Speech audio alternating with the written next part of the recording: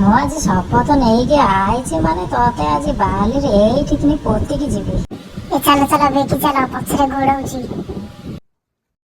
ଜୟ ଜଗନ୍ନାଥ। ଆଜି ପୁରୀ ବୁଲିବା ପାଇଁ କଟକରୁ ପ୍ରାୟ ରାତି 9ଟାରେ ବାହାରିଲୁ। ପୁରୀରେ ପହଞ୍ଚିଲା ବେଳକୁ ରାତି 11ଟା ହେଇଗଲାଣି।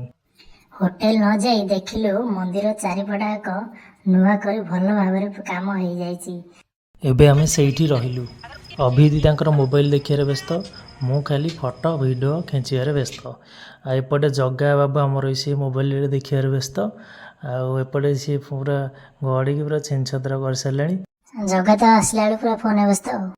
ପୁରୀ ସମୁଦ୍ରର କୂଳରେ ଆମେ ବସିଛେ। ସମୁଦ୍ର ବିଶାଳ ସମୁଦ୍ର, जो प्रकार समुद्र में परिमाण बुलुचंदी मते देखले लागुची जे स्वर्गରୁ ଅଛନ୍ତି। एठी रहिबार अछि निवार नाही।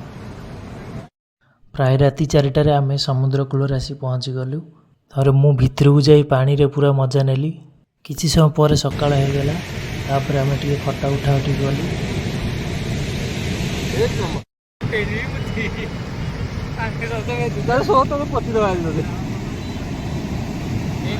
This is Bali, ସମୁଦ୍ର ବାଲି। ଦେଖନ୍ତୁ ଏଠି ଯେ ବାଲି ପୋତୁଛି ଗୋଡରେ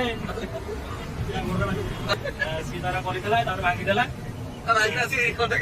ମାଗିରା ଖଣ୍ଡଗିରି ଅଛି, ପୁରୀ ଗୋଟେ ଅଛି। ଜଗା ଗୋଟେ ଲାଲି ମାରିଥିଲା ଫଟୋ ଥିଲା, ସେ କିନ୍ତୁ ପଳେଇ ଗଲେ। ଆଚ୍ଛା ଫଟୋ ଦେଇଥିଲା ଉଦା ଦିଆ। ତାପରେ ଚାଲ ଚାଲ ଗାଡ଼ି ଚାଲ ଗାଡ଼ି ଚାଲ। ଆଚ୍ଛା ଦେଖି ଆଉ ଏଇ ସେଠି ଟିକେ ହଟ ସେଠି ଟିକେ ହଟ। गोटे बाली पतन पे लाउची आउ जेसी भी होतो दरकार नाही जेसी दरकार लोक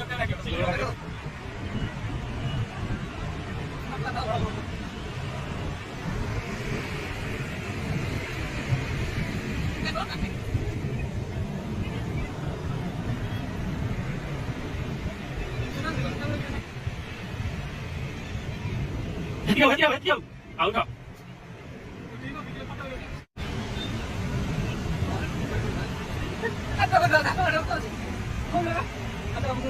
उठे उठे उठे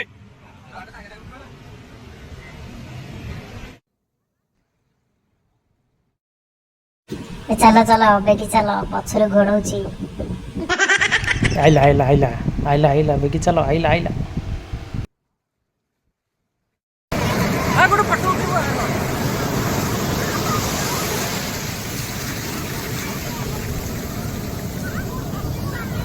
2 ଘଣ୍ଟା ପୁରା ସମୁଦ୍ର କୂଳରେ ବୁଲାବୁଲି କରିବା ପରେ ଏବେ ଆମେ ବାହାରିଲୁ ଗୋଲ୍ଡେନ୍ ବିଚ୍ କି ଗାଧୋଇବା ପାଇଁ। ସେଠି ଗାଧୋଇ ସାରି ଆମେ ଫେରି ଆସିଲୁ।